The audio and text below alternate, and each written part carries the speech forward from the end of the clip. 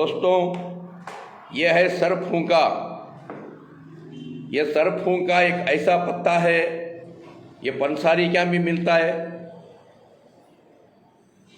इस तरह तोड़े तो नाक शाम के सर का टूटता ही है।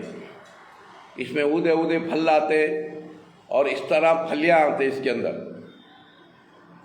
तो ये सरफूंका एक ऐसा झाड़ है मेरे दोस्तों, कौन सी बुखार भी नहीं आती। मलेरिया बुखार ही आ गई है, इसका काढ़ा बना के पिलाओ, मलेरिया बुखार भाग जाएगी, फिर कभी नहीं आएगी दोस्तों।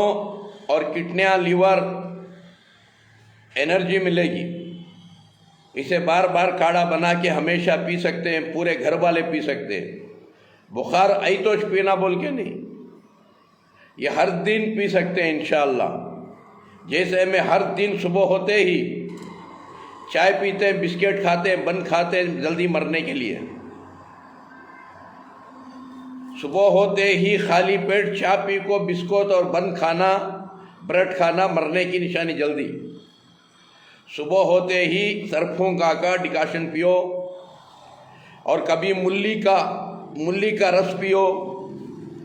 सुबह होते ही कभी कलौंजी की चाय बना के पियो, कलौंजी का डिकाशन बना के पियो मेरे दोस्तों भाइयों। क्योंकि दुनिया में आए हैं हम खुश रहने के लिए, खुशी बांटने के लिए।